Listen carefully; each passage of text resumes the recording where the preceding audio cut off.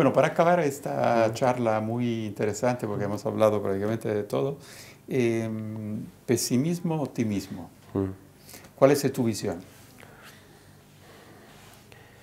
Yo te tengo que confesar que los últimos años para mí han sido una fuente muy importante de pesimismo, de preocupación, ¿no? De preocupación porque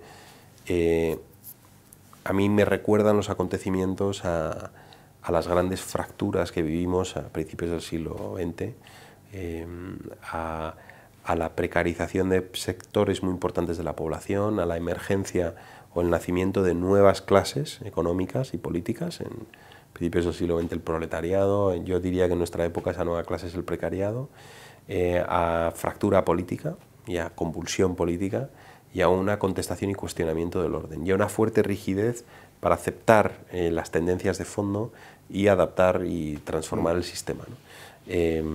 Por lo tanto, yo creo que estamos en el inicio de un proceso muy profundo de transformación y que todavía no hemos visto ni tenemos claridad en cuanto a lo que se debe hacer y los pasos que se deben dar para reintroducir sostenibilidad en esto, ¿no?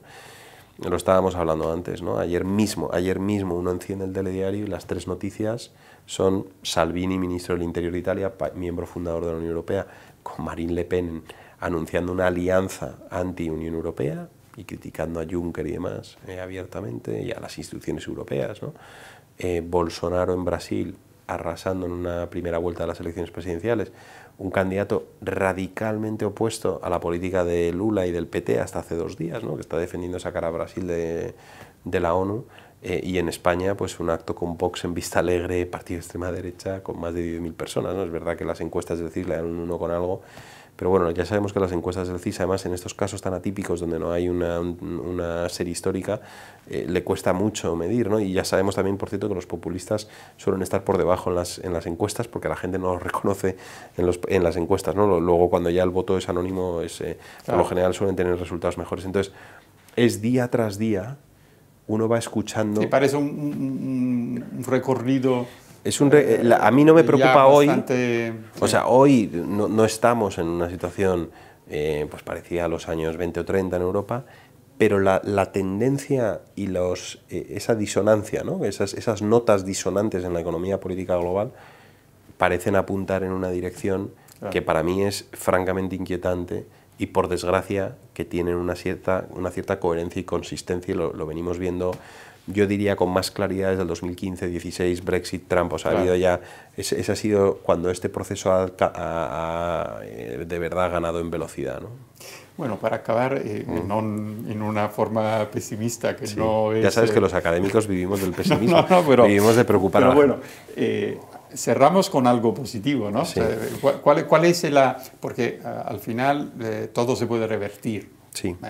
Aunque, como dices tú, si las cosas vienen de muy lejos, Sí. es muy difícil, es como el tsunami, ¿no? Yo diría, pero en este caso esperamos que no sea un tsunami inarrestable, ¿no? Entonces, ¿cómo se puede revertir eso?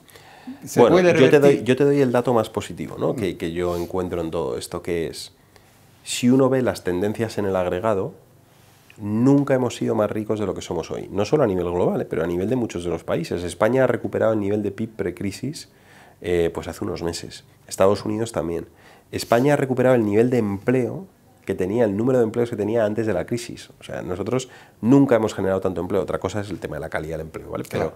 Pero si miras la esperanza de vida, por ejemplo, en los últimos 30 años, este es un dato increíble, ha mejorado muchísimo. Por cada año vivido hemos ganado 3 meses de esperanza de vida. Esto significa que después de esta entrevista pues habremos ganado unos minutos de esperanza de vida, lo cual no está nada mal, ¿no? Entonces, todo esto lo que nos dice es que el orden liberal, pese a sus carencias en la pieza distributiva, es un enorme generador de prosperidad económica, social, de todo tipo, ¿no? Lo que tenemos es un problema, que lo hablábamos antes, de compensación. Tenemos un problema de distribución. Si no conseguimos resolver ese problema de distribución, que tiene un componente de impuestos, tiene un componente de medidas redistributivas, lo que fuere, habremos fracasado fundamentalmente en el gobierno de la abundancia. O sea, tenemos un reto que es gestionar la prosperidad. Es un poco la contradicción, ¿no? Es la enorme contradicción de nuestra era, que es que estamos fracasando en la gestión de la prosperidad. Y es un fracaso de la inteligencia. Entonces, el elemento positivo para mí es, hemos dado con la llave de la generación de prosperidad, no hemos dado con los mecanismos de gobernanza para hacer esto sostenible, ¿no? yo, en parte de mi trabajo como académico, es intentar analizar y formar, proponer soluciones para introducir inteligencia en el sistema. No solo lo hacemos los académicos, lo hacen los think tanks, lo hace la clase política, lo hace el sector privado, pero lo que está claro es que al reto al que nos enfrentamos es a gobernar esta velocidad de transformación y la complejidad que nosotros mismos hemos generado, pero que el punto de partida es un punto donde lo que estamos fracasando no es en la generación. Esto no es una crisis de escasez o una crisis de una pandemia o de violencia, es una crisis de gestión de la riqueza, ¿no? Entonces, yo suelo terminar, de hecho, cuando doy alguna charla sobre este tema, con este punto, ¿no? Tenemos que trabajar entre todos en la gestión de esa prosperidad que ya se está generando. Claro. Bueno, eso me parece un final más bonito y además te diría yo que a mí me encanta porque yo creo que el ser humano tiene el poder de muchas cosas, entonces muchas cosas están en nuestro poder si queremos, ¿no? Entonces esperamos que este deseo se realice, ¿no? Que lo conseguimos a nivel de todos. Fenomenal. Muchísimas gracias. Muchas gracias a ti. Manuel, ha sido un placer, gracias a ti.